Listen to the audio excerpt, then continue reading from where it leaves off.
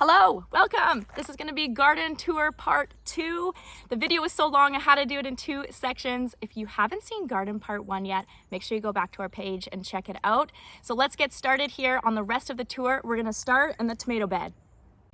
Here's our tomato bed. We have 6 tomatoes planted in this bed. Now this is one of my favorite beds to show companion planting. What we planted with the tomatoes were marigolds. Now I did marigolds from seed. They're just about to bloom here.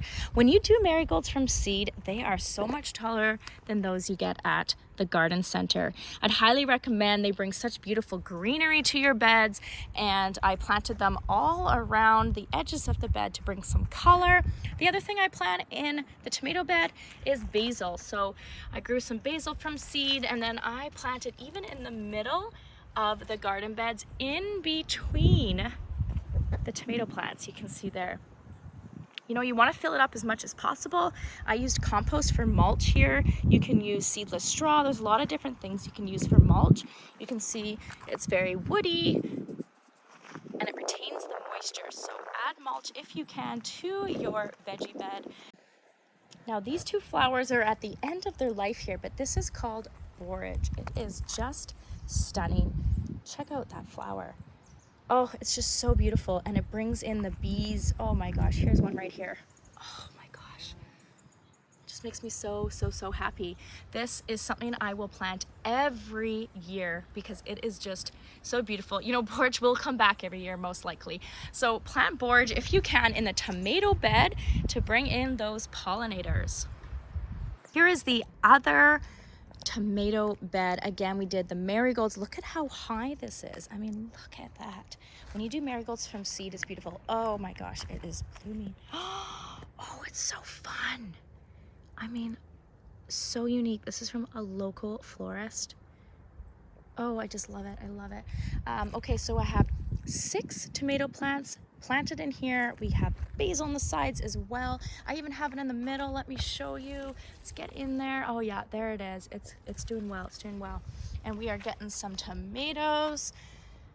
I can't wait to harvest. The one thing about all these tomato plants is I don't know which one's which. You know what? I just didn't do the labeling really well this year.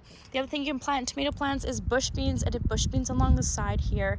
Here's one of the beds that we planted at the end of the season here, only about a month ago. We have some beets, we have some carrots, and we're gonna do a couple more rows of carrots here for the fall. I also added some petunias just to bring in some color and flowers into the garden here. Here are some peas here. Hey Zozo, what you doing? She's just my little sidekick. So here is the snap peas that we did that do not need trellising. They usually grow up to 18 inches tall. So they are still flowering. It's magical. But some of them have flopped over. And you know what? Just roll with it. We're just going to be picking these peas. Our kids will love picking these peas. And I'm just letting them have some fun. You can absolutely trellis these peas if you really wanted to, just to keep them up straight a little bit more. But yeah, this is just a fun bed. Again, I did petunias in the corner, and we are probably going to harvest all these now that we are almost into August, and we'll get ready for the fall planting here. Cosmos. Oh my gosh, they're so stunning. They're like blush and white. Beautiful, beautiful. So I did some flowers. So we got cosmos, we got marigolds. This is the cucumber and peppers bed. So we did one of these cucumbers here. Wasn't supposed to trellis much, but I think it's quite happy. So this guy just harvested probably 6 or 7 cucumbers off of there. Here's our hot peppers. We have some bell peppers going on, and this is the cilantro. I always leave my cilantro to bolt. Oh, look at the bee. Oh, look at the bees. Okay, getting sidetracked here, but stunning. Okay, so leave your cilantro to bolt because this will actually go to seed and become coriander. I don't know if you knew that, but we just had some rain, like I said before, so everything's kind of flopping a little bit. Oh my gosh, here you go, here you go. Look. Oh yes, it's gonna start to be seeds. I'm so excited. I'm gonna try to pickle with my own coriander this year. I mean, what gets me excited these days is hilarious. So we got peppers, we got, oh, I even did a tomato plant in the corner here. I love it, but check out the cucumbers. Okay, I'm gonna show you from the back. This is just stunning. Are you ready for it? Check it out. It is just red cucumbers. Here's the zucchini bed. I did marigolds on the side. I did a whole bunch of different zucchinis and squashes. Oh, look at that beauty.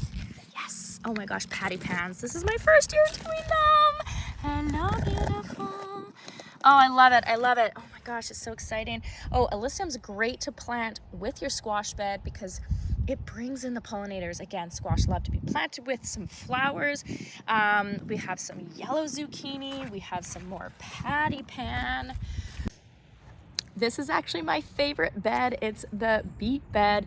It just did amazing this year that it made me so excited. I already harvested a quarter of these.